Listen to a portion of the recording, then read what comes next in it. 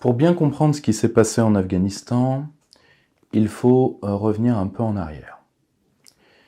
Il faut bien comprendre que vous avez une suite de faillites occidentales en Afghanistan.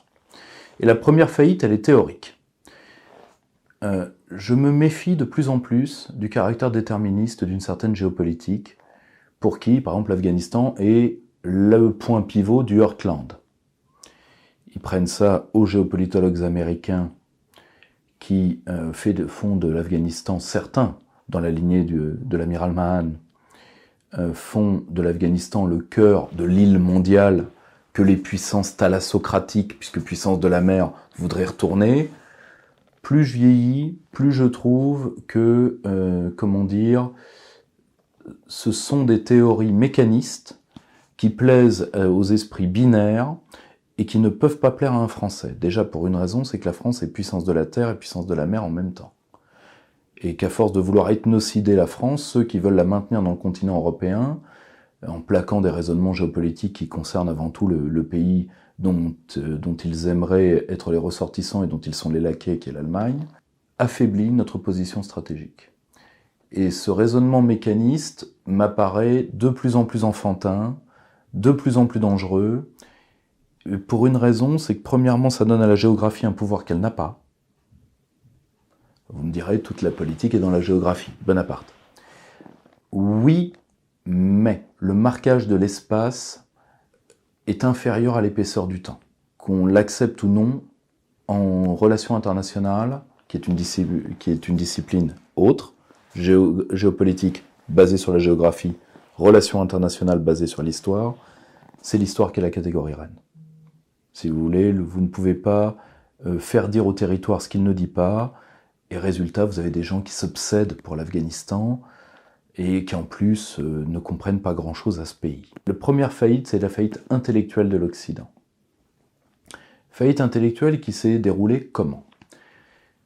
L'Afghanistan était dans la sphère soviétique d'influence.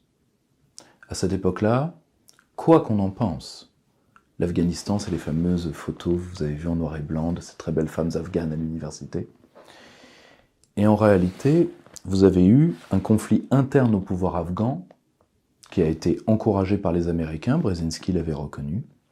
And my point of view was not, so to speak, accommodationist to the point of giving up, but was rather arguing that there are points of weakness in the Soviet system that we can actually exploit. And by focusing on them, we can actually force them to change in a manner that opens them up more and more.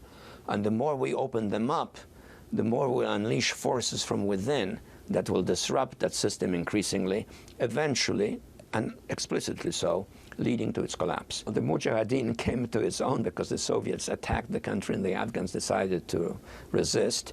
But the United States decided to help them, and I was involved in that.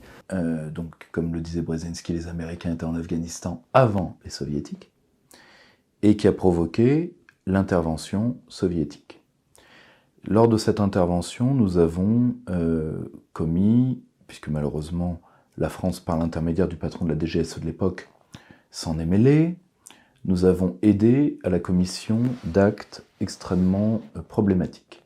D'abord, nous avons essayé d'islamiser les parts musulmanes des troupes russes, en faisant distribuer des Corans wahhabites traduits en tadjik, par exemple. Cette opération-là, lamentablement échoué. Cette part idéologique de ce qu'on appelait l'opération Mosquito. Lamentablement échoué. Les Russes étant intelligents, ils ont déplacé leur part musulmane de troupes. Ce qui a réussi par contre, c'est de noyer une partie des troupes soviétiques dans la drogue. Ce qui a été un peu le revival de ce qui est arrivé à des soldats américains du Vietnam, rappelez-vous. Vous êtes en Afghanistan, donc vous êtes au cœur d'une des plus grandes zones, de la plus grande zone de production d'héroïne au monde. Vous en avez deux, le croissant d'or, Pakistan, Afghanistan, Iran, et le triangle d'or, qui prend la Thaïlande et la Birmanie. l'Afghanistan, c'est avant tout près de 80% de la production de pavot. Et donc, le premier vivier mondial d'héroïne. Ce qui vous explique toute la zone. D'accord ? Or, nous avons lancé, en plus de cette attaque sur les troupes soviétiques, de déstabilisation, nous avons utilisé le djihad international. D'ailleurs, l'une des générations des djihadistes s'appelle les Afghans. Ils reviendront d'Afghanistan pour semer la terreur, entre autres en Algérie, au sein du GIA. Ça a permis à l'Arabie Saoudite, notre allié et financier dans cette campagne, de vider ses prisons et d'envoyer entre autres un jeune élément turbulent, fils d'un grand architecte yéménite transféré, enfin émigré en Arabie Saoudite, qui est Oussama Ben Laden. Bon. À cette époque-là, ces gens-là étaient des freedom fighters pour nous, hein, faut jamais l'oublier. Et c'était les islamistes avec toute leur violence, toute leur monstruosité. Ce qui ne veut pas dire qu'il n'y avait pas des résistances nationales au sein des Afghans contre l'envahisseur soviétique. Mais on devrait déjà plutôt parler de résistance ethnique, et en premier lieu de résistance pashtun. Nous avons fait cette attaque à partir des bases arrières américaines, et entre autres de l'ISI, services spéciaux pakistanais. À cette époque-là, le Pakistan, qui n'a jamais été un État, était à l'époque une armée autonome, et nous le tenions à cette époque. C'est très important de voir ça, parce que c'est ce qui va changer. Quand les soviétiques s'en vont, leur créature, Najibullah, tient 3 ans. Et à cette époque-là, quoi qu'on en pense, les capitales de districts afghanes sont approvisionnées en eau courante. Quoi qu'on en pense. Ensuite, parmi les héros, il y a des héros authentiques, mais je vous demande de prendre chez ces héros leur part du cru, leur part afghane. Prenez l'exemple de Massoud. Comment Massoud, les téléspectateurs occidentaux doivent se demander comment une petite vallée comme la vôtre, avec 5000 hommes mais seulement 700 armes, arrive à tenir en échec l'armée réputée la plus puissante du monde, l'armée rouge. Bien. Je pense que c'est à cause de 4 choses. Massoud est un héros de cette époque-là. Massoud va entrer en guerre avec un autre chef militaire qui est Akhmatyar. Ça va plonger le pays dans le chaos. Massoud ne va pas hésiter, le héros Massoud, et c'est un héros, c'est un grand homme, mais il faut que vous arrêtiez de penser qu'un héros digne des yeux de l'Occident doit avoir un char à Gay Pride. C'est pas tout à fait le genre du bonhomme. Massoud est un homme qui a été au lycée français de Kaboul. Mon commandant, bonjour. Quelques mots en français, je sais que vous avez fait vos études au lycée français à Kaboul. Montrez-moi comment vous parlez le français. Il y a beaucoup de gens que je n'ai pas parlé français. C'est bien que vous parlez en français et je réponds en persan. Qui est un homme cultivé, il est par exemple fasciné par la figure du général de Gaulle. Quels sont vos modèles dans la vie? On dit par exemple que vous aimez De Gaulle. On vous compare aussi souvent à Che Guevara ou même à Bob Marley.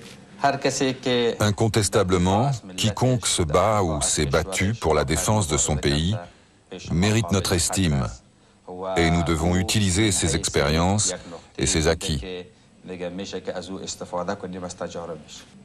sûr, le général de Gaulle a libéré la France, mais il a donné aussi des idéaux à d'autres combattants qui ont milité pour l'indépendance de leur pays.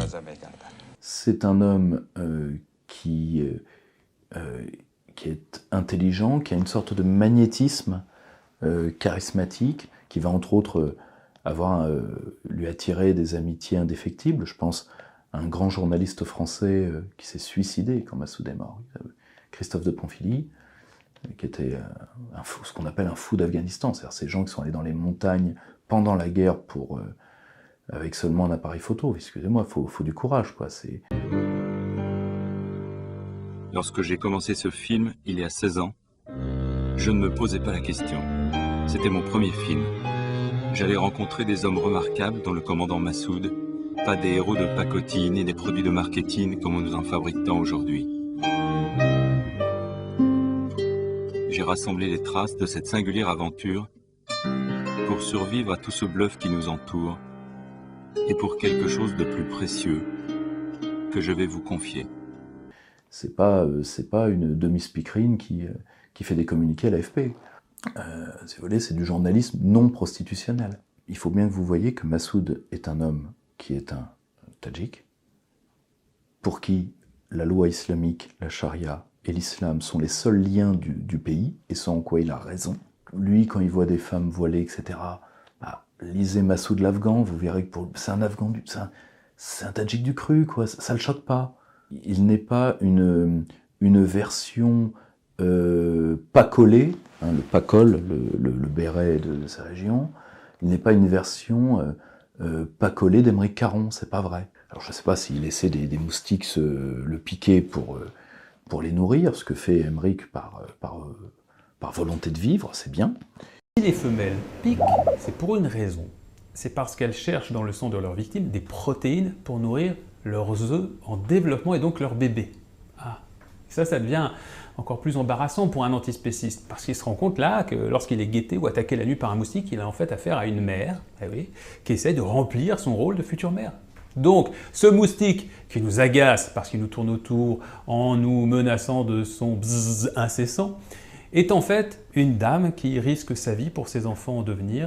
Je ne sais pas si Massoud faisait ça, mais c'est vraiment pas le genre du bonhomme. Ce ne sont pas des faibles. Les pays dans lesquels ils ont vécu ne les y autorisent pas. Massoud va commettre des crimes de guerre parce que c'est une guerre civile. Une guerre civile, ça frappe du sabre, pas du scalpel. Bon. Ahmadiyar, lui, est un islamiste pur jus, extrêmement violent. Et les talibans, donc talibans pluriel, talib, demandeurs au savoir, donc étudiants, venant des madrasas pakistanaises, vont être vus par une partie de la population comme apaisant les conflits. Apaisant ce conflit sanglant. Voyez ? Et à cette époque-là, l'Occident les adore, les barbus. À tel point que quand Massoud vient à Paris, tant qu'on va remuer un peu la merde, eh bien lui, qui est vu comme l'homme des Français par les Américains, et qui donc subit un véritable cordon sanitaire, lui le héros dont on vous parle 20 ans après, il faut savoir que l'Occident ne voulait pas de lui, et que Lionel Jospin, dans ce hibou hyperthyroïdien retiré dans un perchoir à l'île de Ré, a refusé de le rencontrer quand il est venu à Paris. Vous avez fait tout ce chemin de la vallée du Panchir jusqu'à Paris, et vous n'êtes reçu ni par le président Chirac, ni par le Premier ministre Jospin. Est-ce que ça n'est pas un peu vexant ? C'est le Parlement européen qui m'a invité et je suis donc en France parce que le Parlement se trouve sur le territoire français. Je n'ai donc pas de préoccupation majeure par rapport à la question que vous me posez. Alors il avait des plans pour l'Afghanistan, mais qui étaient dans son moule à lui, de respect des identités tribales, de respect des hiérarchies tribales, par exemple le rôle des Loya Jirga, des assemblées de vieux, structure traditionnelle, et du rôle de l'islam, et d'un islam qui n'est pas d'un charlisme délirant. Mais ce qu'il ne voulait pas, comme beaucoup de musulmans de cette zone, c'est l'incursion de ceux qu'ils appelaient les Arabes, qui n'étaient pas nécessairement arabes ethniquement ou linguistiquement, mais c'est-à-dire de l'islam extérieur à la zone. Les talibans ont été formés par l'ISI pakistanaise. Sans l'aide du Pakistan, les talibans n'auraient jamais pu prendre le pouvoir chez vous, en Afghanistan. Mais le Pakistan est l'allié des États-Unis. Est-ce que c'est pour ça que vous êtes aujourd'hui en Europe et pas aux États-Unis ? Il n'y a pas de doute qu'à l'origine, le Pakistan et un certain nombre d'autres pays ont soutenu les talibans. Dans une optique très simple, que vous devez comprendre. Le Pakistan veut contrôler l'Afghanistan, pourquoi ? Pour contrôler les mines, le pavot, et deuxièmement, pour avoir un flingue dressé sur l'ennemi juré des Pakistanais qu'est l'Iran. Et c'est pour ça que vous allez avoir une guerre entre les talibans et l'Iran. Je vous rappelle que l'Iran est le pays au monde, un des pays au monde qui perd le plus de douaniers par an face au trafic de la drogue. D'accord ? Et que l'Iran va tenter de contrôler des gens comme Ismail Khan et autres, c'est-à-dire tous les chefs de guerre qui sont à la frontière. Les talibans ne sont pas autonomes, ils ne l'ont jamais été. Ça, c'était l'ancien Afghanistan. Le 11 septembre se passe, chacun... Massoud meurt. Massoud est assassiné deux jours avant, donc le 9 septembre 2001. Une caméra piégée.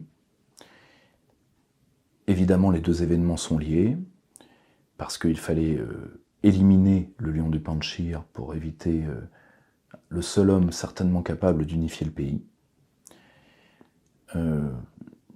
À titre personnel, et là pour le coup c'est une hypothèse de travail, pour moi je ne vois pas uniquement les islamistes derrière ça, mais qu'on puisse identifier un jour des commanditaires pakistanais ne me surprendrait pas.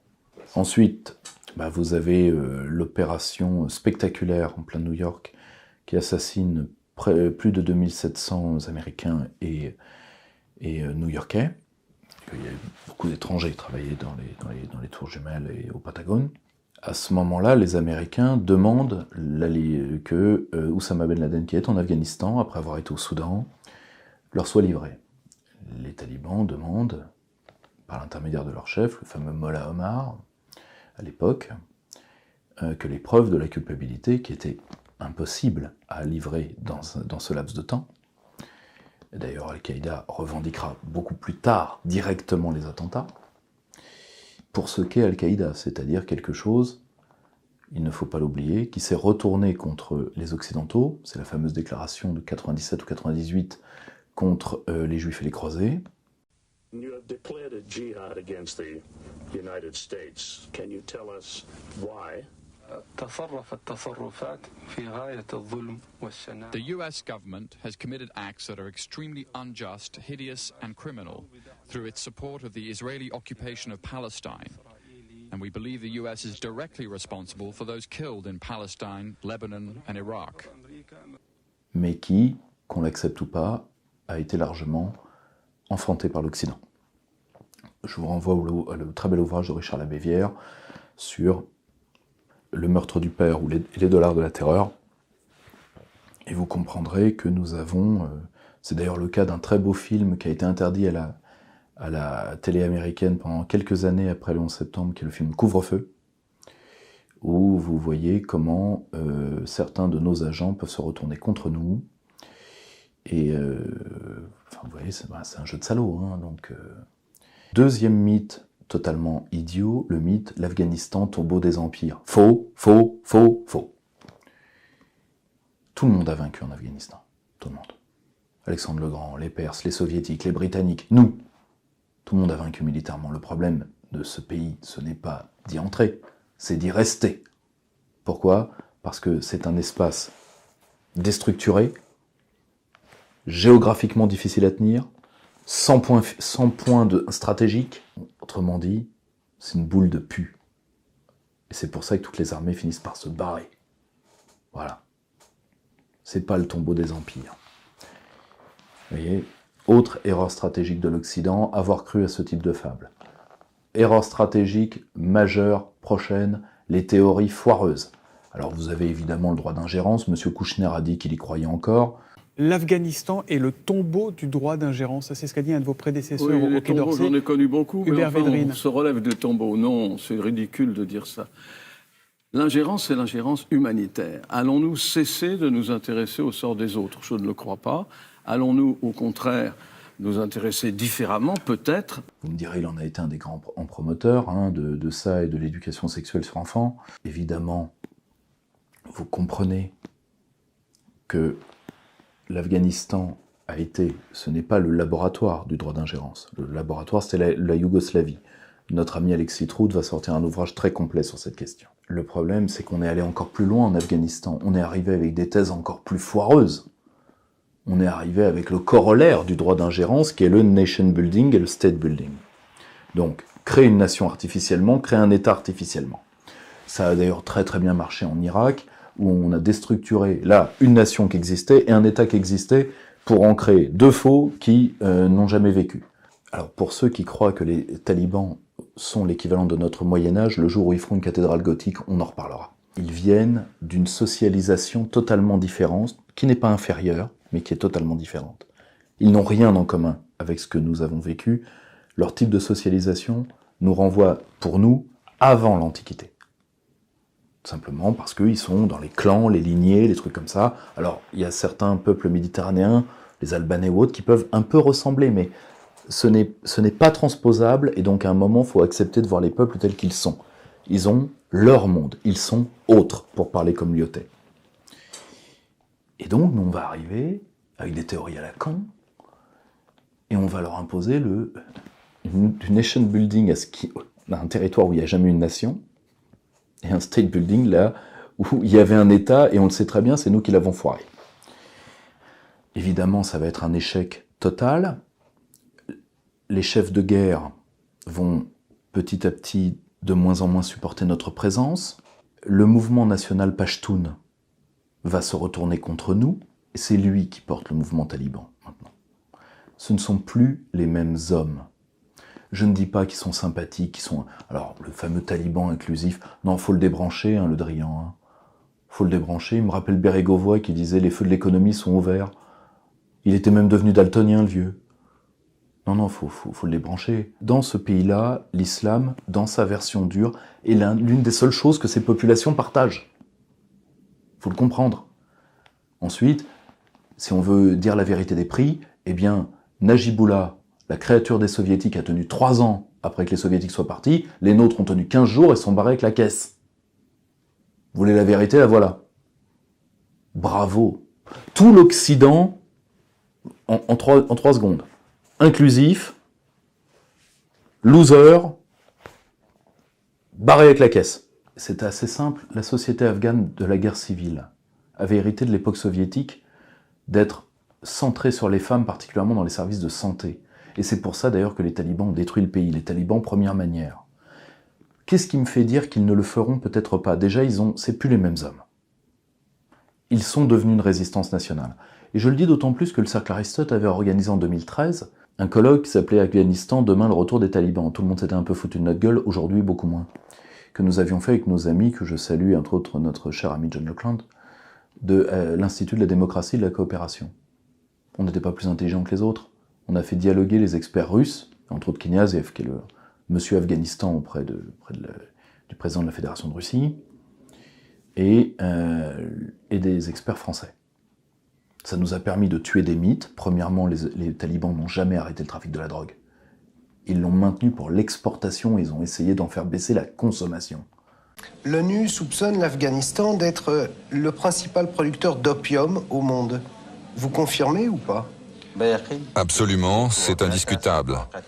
Non seulement il n'y a pas eu d'obstacle à la culture de l'opium, mais elle a été également encouragée, diffusée et répandue. Ceci représente une source importante de financement pour les services secrets pakistanais et pour les talibans. Parce que vous avez le CAT, qui est un dérivé local de drogue qui fait des ravages. C'est ce qui vous donne chez certains Afghans cet air un peu halluciné que vous voyez même très jeune. Vous avez ces drogues locales et vous avez l'effet dramatique de l'héroïne. Dramatique. Bon. Alors vous me direz, qu'est-ce qu'on aurait pu faire une fois qu'on était dans ce merdier? Déjà s'appuyer sur l'Oya Jirga, sur les chefs de guerre. Et si on avait voulu aider ce pays, déjà il ne fallait pas utiliser Hamid Karzai, qui était le pantin que les Occidentaux avaient mis en Afghanistan, dont le frère était l'un des principaux trafiquants de drogue. Ce qui, excusez-moi, qui peut croire la parole de l'Occident après ça? Et surtout, la seule chose qu'on a augmentée, et là de manière colossale avec un K, c'est la culture du pavot. Or, nous aurions dû plutôt désocialiser la culture du pavot. Je vous donne un exemple. Le prix des baux ruraux à la campagne, c'est-à-dire des locations de terre, était, à l'époque où nous sommes entrés en Afghanistan, était gagé sur le pavot. Donc plus les gens produisaient, moins ils louaient leur terre, donc plus ils pouvaient gagner de leur terre. Vous voyez ce que je veux dire? C'est logique. On aurait dû éliminer tous ces systèmes de socialisation en les remplaçant par quelque chose de profitable pour les populations. Mais est-ce qu'on se rend compte qu'aujourd'hui, après 20 ans d'occupation occidentale, l'eau courante qui était, je vous le rappelle, dans toutes les capitales de district, était réduite à Kaboul centre. Un échec. Mais un échec fabuleux, triomphant de nullité. Comme on dit dans Kaamelott, ils n'ont pas inventé le plat de la main morte. Autre chose qui a changé, ce n'est plus le même donneur d'ordre. Comme vous le savez, entre-temps, le Pakistan est tombé, d'ailleurs de la main de ses mandants, vu que c'est les Américains qui l'ont laissé tomber, parce qu'un homme a cru au rêve pakistanais. Cet homme s'appelle toujours d'ailleurs, je crois qu'il est, c'est à vérifier, mais je pense qu'il est encore en vie, il est âgé maintenant, Pervez Musharraf, qui voulait faire un État à la turque. J'ai pas dit un État turc, bien évidemment, mais un État à la turque. On a profité de l'assassinat de Benazir Bhutto pour se débarrasser de lui. Pourquoi? Parce que tout le monde est d'accord que le Pakistan doit rester faible. Et bien, ce faisant, nous avons ouvert la voie à la prise de contrôle par Pékin. Et aujourd'hui, nous devons louer le Parti communiste chinois, quoi qu'on en pense, de maintenir la tête en dehors de l'eau de cet État qui n'en est pas un. Le Pakistan n'est pas un État, je vous renvoie à la très belle conférence au Cercle Aristote du général Lamballe là-dessus. Le Pakistan n'est pas un État, le Pakistan est une armée. Et une armée qui tiendra tant que Pékin paiera. Et à ceux qui seraient très contents que ça arrête, eh bien, je vous conseille d'évaluer la qualité de votre sommeil quand vous allez savoir qu'un État avec une centaine de têtes nucléaires est hors contrôle. Alors je ne dis pas que la Chine contrôle le mouvement taliban, ce serait beaucoup trop mécanique. Je dis juste que la Chine peut influencer les alliés des talibans, ce qui vous explique pourquoi ils ont été très lourdement réorganisés, réentraînés et réarmés, leurs fameux commandos. D'autre part, pour l'instant, nous sommes le 14 septembre 2021. Je ne vois pas chez eux d'obsession iranienne, ce qui serait tout à fait normal. Pékin ne peut pas Pékin s'est toujours considéré comme un allié de Téhéran. Donc, ce ne sont pas les mêmes hommes, c'est pas les mêmes commanditaires, et qu'on le veuille ou pas, ils ont gagné, ils sont là. Quant aux mines, parce qu'on était très contents d'y aller pour les mines, les Chinois ne vont pas les prendre, les Chinois les ont déjà. Donc, caramba, encore raté. Les 3 derniers points, que devons-nous faire avec les talibans? Déjà les reconnaître. On fait de la diplomatie face aux hommes qui sont là. Que ces hommes vous déplaisent est indifférent. Alors on dit, oui, machin, c'est des barbares, etc. Oui, quand monsieur Macron va serrer la main de Paul Kagame, qui tue plus de gens en une journée que le régime taliban n'en tuera jamais, ça vous dérange pas. Alors vous me direz, ils tuent des Africains, donc on en a encore moins à foutre, mais quand même, il faut les reconnaître et laisser Pékin jouer. Pékin et la Russie. Nous n'avons plus rien à faire dans ce pays qui ne nous concerne pas. Nous avons perdu 90 de nos frères là-bas pour rien.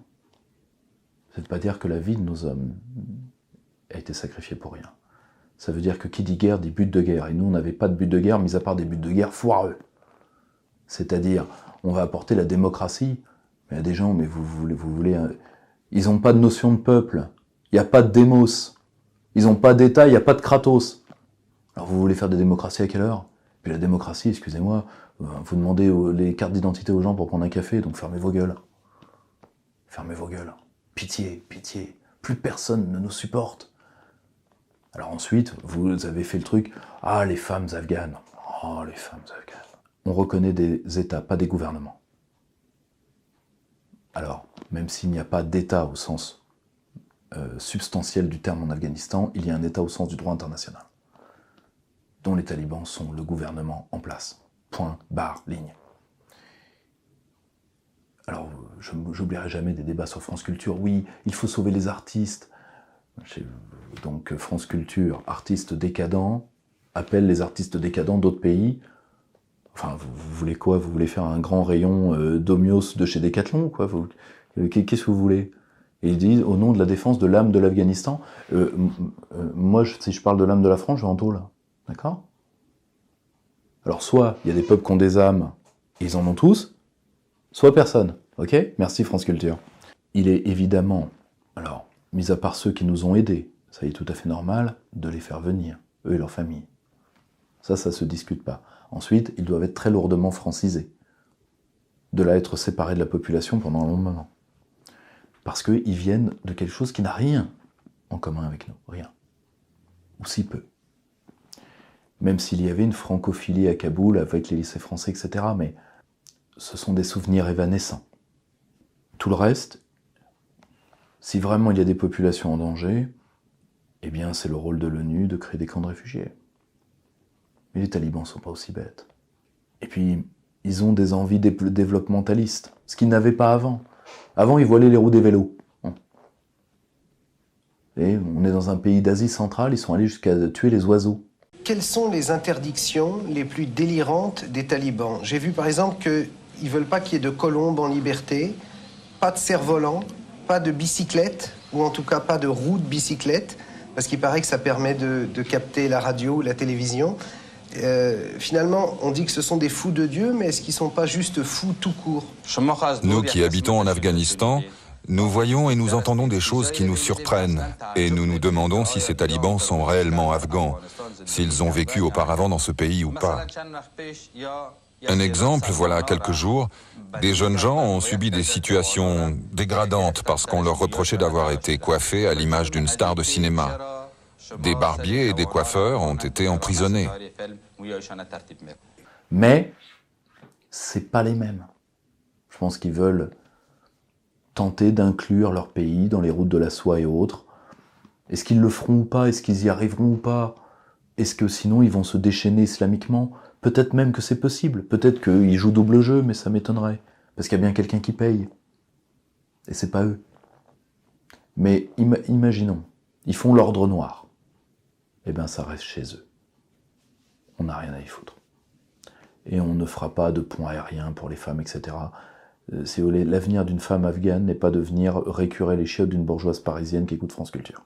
Il faut faire confiance aux différentes composantes du peuple afghan, et peut-être même que ce qui va... Parce qu'à un moment, vous avez un phénomène de coagulation qui fait une nation. Eh bien, peut-être que les talibans, parce que c'est le mouvement national Pashtun, ont un rôle à jouer dans cette coagulation nationale qui permettra enfin à ce pays de se sortir de la mort dans laquelle nous l'avons en partie mis. Dernier point, j'entends beaucoup de gens dire « C'est terrible, l'Occident a été défait par des niqueurs de chèvres ». Alors, sur la carte postale, c'est pas tout à fait faux. Mais bon, si vous voulez... chacun fait ce qu'il veut avec du bétail, mais et j'entends les discours très mollo. Est-ce que l'Occident est foutu? Alors l'Occident est peut-être foutu, mais les talibans ils sont pour rien. C'est nos mensonges, c'est nos illusions qui nous ont menés dans une guerre ingagnable par absence de but de guerre. La guerre, c'est la continuation de la politique. Quand on ne sait pas quoi faire d'un terrain, on ne le prend pas. C'est pour ça qu'on a publié l'un des jeunes penseurs de la guerre les plus brillants, Benoît Billan. La guerre, la penser et la faire. La faire, vous savez le faire encore. Français, Américains, Britanniques, on sait la faire. Mais on ne sait plus la penser. La penser et la faire. Et puis, surtout, je ne supporte plus les jérémiades des libéraux conservateurs. Tout est foutu. Tout est foutu, position latérale de sécurité, nounours, cœur avec les mains. Non, l'Occident n'a pas été défait, l'Occident s'effondre, parce qu'il s'est décentré par rapport à ce qu'il était, et qu'il a pris le pire de lui-même pour s'en faire une identité. C'est-à-dire l'Occident se sent tellement coupable d'exister, qu'il est en train de s'auto-avorter, et sorte de son ventre fermenté, tous les succubes et les incubes des différents cercles de l'enfer de Dante, les woke, les machins, etc., et toutes les marques de dégénérescence. C'est ça qui est en train de nous tuer. C'est pas les niqueurs de chèvres, c'est pas qui que ce soit. C'est les propres gaz de putréfaction qui s'échappent de nous, qui sont en train de nous bouffer. Tant qu'on n'a pas compris ça, on n'a pas compris la terrible leçon de l'Afghanistan. Chers camarades, si tu veux plus de contenu, de réinformation, d'éducation populaire et de formation intellectuelle, n'hésite pas à faire un don sur notre page Tipeee.